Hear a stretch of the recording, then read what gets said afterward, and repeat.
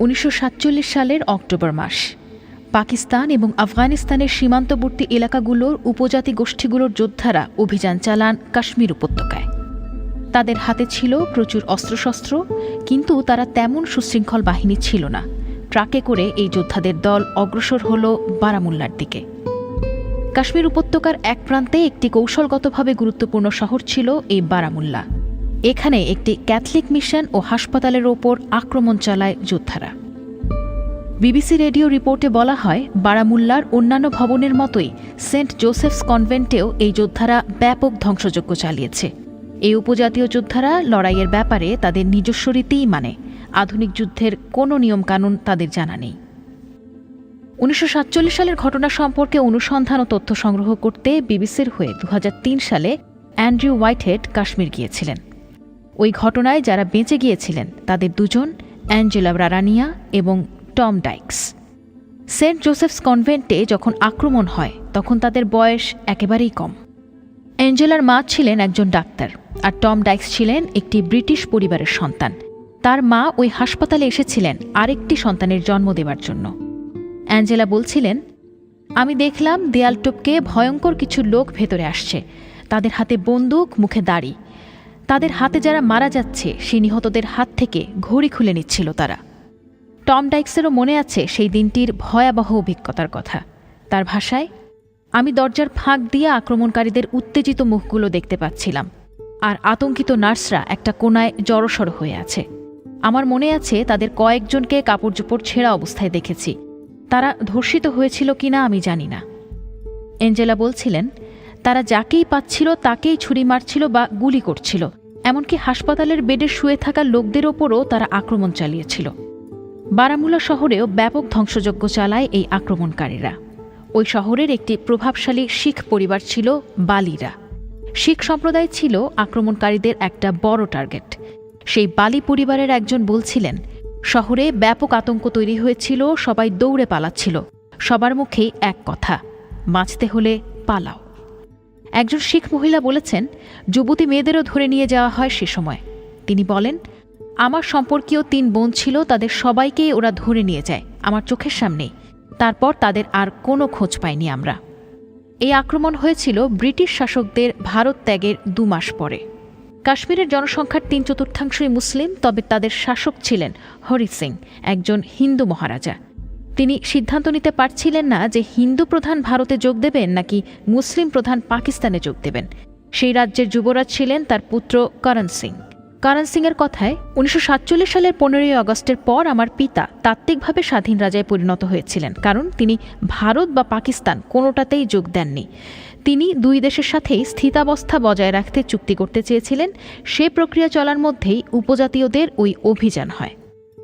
উপজাতীয় গোষ্ঠীগুলো অভিযান চালিয়েছিল পাকিস্তান এবং ইসলামের নাম নিয়ে। মহারাজা তখন একটি উৎসবে যোগ দিয়েছিলেন এবং এই আক্রমণের জন্য একেবারেই তৈরি ছিলেন না। করণ সিং বলেছিলেন, সে সময় কাশ্মীরের রাজধানী শ্রীনগরের রাজপ্রাসাদেই ছিলেন তিনি। তখন একটা দরবার চলছিল। এটা ছিল এরকম একটি অনুষ্ঠান যেখানে আমার পিতা সিংহাসনে বসেন এবং সবাই তার প্রতি সম্মান জানায়। প্রাসাদ একেবারে ফাঁকা, সবাই বাইরে। তার মধ্যে হঠাৎ সব আলো নিভে গেল। এক অদ্ভুত ভুতুড়ে পরিবেশ সৃষ্টি হলো। আলো নিভে গিয়েছিল কারণ আক্রমণকারীরা মহুরায় অবস্থিত বিদ্যুৎ কেন্দ্রটি দখল করে নিয়েছিল। সেটা ছিল শ্রীনগর উরি রোডের ওপর মাত্র 30 থেকে 35 মাইল দূরে। কাশ্মীরের মহারাজাকে ভারতে যোগ দেবার দিকে ঠেলে দিল এই আক্রমণ। তিনি ভারতের অংশ হবার জন্য দিল্লির সাথে একটি চুক্তি সই করলেন এবং ভারতের সামরিক সহযোগিতা চাইলেন। তারপর তিনি একটি গাড়িবহর নিয়ে পালিয়ে জম্মু শহরে চলে গেলেন। করণ সিং বলছিলেন, এটি ছিল একটা ভয়াবহ যাত্রা। আমরা যখন যাত্রা শুরু করি তখন অন্ধকার হয়ে গেছে। আমার পিতা এসব ঘটনার কারণে স্বাভাবিকভাবেই খুব বিমর্ষ আর বিচলিত হয়েছিলেন। পুরো পথটায় তিনি গাড়িতে একটি কথাও বললেন না। জম্মু পৌঁছানোর পর তিনি গাড়ি থেকে নেমে বললেন, আমরা কাশ্মীরকে হারিয়েছি। তবে উপজাতীয় যোদ্ধাদের হাতে আক্রান্ত সেন্ট জোসেফস কনভেন্টের লোকদের অবশ্য পালানোর কোনো সুযোগ ছিল না। আক্রমণকারীরা দেয়াল টপকে ভেতরে ঢুকে লুটপাট চালালো এবং নানদের লাঞ্ছিত করল। কয়েক মিনিটের মধ্যেই 6 জন নিহত হলো। তাদের মধ্যে হাসপাতালের রোগী থেকে শুরু করে নার্স সবাই ছিল। আরও ছিলেন টম ডাইক্সের বাবা ও মা। ওই হাসপাতালের পেছনের দিকে একটি খোলা জায়গায় তাদের কবর হয়েছে। টম বলছিলেন, গোলাগুলি থেমে যাওয়ার পর আমরা আসলে বাবা মাকে খুঁজছিলাম। একটা জায়গায় দেখলাম মৃতদেহের স্তূপ। আমার ভাই ডগলাস সেখানে চিৎকার করে কাঁদছিল। একজন মহিলা এগিয়ে এলেন, আমাকে বললেন, তোমার বাবা মা মারা গেছেন। এই মহিলাটি ছিলেন অ্যাঞ্জেলা রারানিয়া। অ্যাঞ্জেলা বলছিলেন, ওরা সব নানদের বের করে নিয়ে এলো। আমার বাবা সেখানে ছিলেন এবং চেষ্টা করছিলেন আক্রমণকারীদের অন্যদিকে সরিয়ে দেবার জন্য। আক্রমণকারীরা তার প্রতি ক্ষিপ্ত হয়ে উঠল। তারা বলল, আপনি ওই গাছটার নিচে চলে যান। তিনি তখন সেদিকে হাঁটছিলেন। তখন তিনি বলছিলেন তার প্রতি দয়া দেখাতে, কারণ তার স্ত্রী সন্তান আছে। নানরাও বলছিলেন তাকে রেহাই দেবার জন্য, কিন্তু তারা তাকে গুলি করল। 10 দিন অবরোধের পর ভারতীয় বাহিনী আক্রমণকারীদের শহর ছেড়ে যেতে বাধ্য করল। পুরো কাশ্মীর উপত্যকা দখল করে নিল ভারতীয় বাহিনী। সাংবাদিকরা বলেন, শ্রীনগরের ছোট রানওয়েতে এত বিমানের ওঠানামা সামলানো কঠিন হয়ে পড়েছিল। একের পর এক বিমান আসছিল আরও বেশি শিখ যোদ্ধাদের নিয়ে। কিন্তু কাশ্মীরের অন্য কিছু অংশ পাকিস্তানের নিয়ন্ত্রণেই রয়ে গেল। কয়েক মাসের মধ্যেই কাশ্মীরকে কেন্দ্র করে ভারত ও পাকিস্তানের মধ্যে যুদ্ধ বেঁধে গেল। রাজ্যটি দুভাগে ভাগ হয়ে গেল, যে বিভক্তি এখনও আছে। এরপর আসে সেই প্রশ্ন যে এই উপজাতীয় অভিযানের পেছনে পাকিস্তানের কতটা ভূমিকা ছিল। করণ সিং এক্ষেত্রে ভারতের দৃষ্টিভঙ্গিকেই সমর্থন করেন। মিস্টার সিং বলেন, এই আক্রমণের পেছনে পাকিস্তানের ইন্ধন এবং অর্থ কাজ করেছে। আমরা পরে জেনেছি যে এই উপজাতীয়দের মধ্যে সাদা পোশাকে পাকিস্তানি সৈন্য এবং সামরিক অফিসাররাও ছিল। কাশ্মীর দখল করাই ছিল তাদের লক্ষ্য। এটি এড়িয়ে যাওয়ার কোনো উপায় নেই। কিন্তু পাকিস্তানের এ চেষ্টা সফল হয়নি। হয়েছিল কি? প্রশ্ন করা হয়েছিল করণ সিংকে। না, এ অপারেশন পুরোপুরি সফল হয়নি, কিন্তু আমার বাবাকে ভারতে যোগদানে বাধ্য করতে সফল হয়েছিল তারা, জবাব দেন তিনি। তবে এক্ষেত্রে ভিন্ন মত পোষণ করেন সর্দার আব্দুল কাইয়ুম খান, একজন নেতৃস্থানীয় কাশ্মীরি মুসলিম নেতা। 1947 সালে তিনি নিজেও কাশ্মীরের মহারাজা হরি সিংয়ের বিরুদ্ধে বিদ্রোহ ঘোষণা করেছিলেন। কাইয়ুম খান বলেন, উপজাতীয় অভিযান আসলে তার পরিকল্পনা ভণ্ডুল করে দিয়েছিল। কাইয়ুম খানের কথায়, এর পেছনে পাকিস্তান কলকাঠি নেড়েছে এমন সকল অভিযোগই ঐতিহাসিকভাবে ভুল।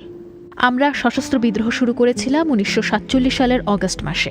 তখন ব্যাপারটা এরকম ছিল যে রাজ্যের সেনাবাহিনী রাজ্যের মানুষদের বিরুদ্ধে যুদ্ধ করছে।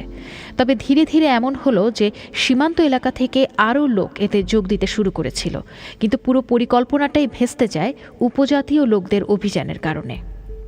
সমন্বয় থাকলে তারা হয়তো বিনা বাধায় শ্রীনগর বিমানবন্দরে পৌঁছে যেতে পারত, কিন্তু এই যোদ্ধারা ছিল বিশৃঙ্খল।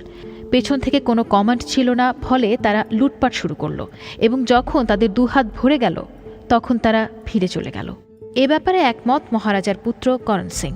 তিনি বলছেন, উপজাতীয়রা যদি কয়েকদিন ধরে লুটপাটে ব্যস্ত না থাকত, তাহলে পাকিস্তান সমর্থিত বাহিনী বারামুল্লায় পৌঁছে যেত আর কাশ্মীরের ইতিহাসও হয়তো বদলে যেত। পরিস্থিতি খুব নাজুক হয়ে গিয়েছিল। ভারতীয় বাহিনী যখন নামতে শুরু করে তখন আক্রমণকারীরা শ্রীনগরের বিমানবন্দরের মাত্র 4 থেকে 5 মাইল দূরে। এরপর কাশ্মীর বিভক্ত হয়ে যায় ভারত ও পাকিস্তান নিয়ন্ত্রিত দুটি অঞ্চলে। সেই থেকে 7 দশকেরও বেশি সময় ধরে কাশ্মীর নিয়ে ভারত পাকিস্তান বিবাদ চলছে। কাশ্মীরকে কেন্দ্র করে 1947 সালের পর থেকে একাধিকবার যুদ্ধ হয়েছে পাকিস্তান ও ভারতের মধ্যে। 3 দশকেরও বেশি সময় ধরে ভারত শাসিত কাশ্মীরে চলেছে তীব্র সহিংস ও রক্তাক্ত বিদ্রোহী বিচ্ছিন্নতাবাদী তৎপরতা।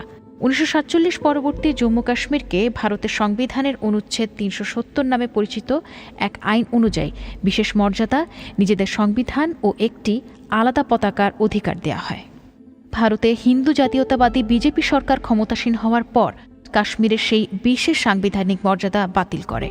পূর্বতন জম্মু ও কাশ্মীর রাজ্য পুরোপুরি মুছে ফেলে একে রূপান্তরিত করা হয় লাদাখ এবং জম্মু কাশ্মীর নামে দুটি পৃথক কেন্দ্রশাসিত অঞ্চলে। আজ পর্যন্ত 1947 সালে সৃষ্টি হওয়া কাশ্মীরের সেই বিভক্তি জোড়া লাগেনি।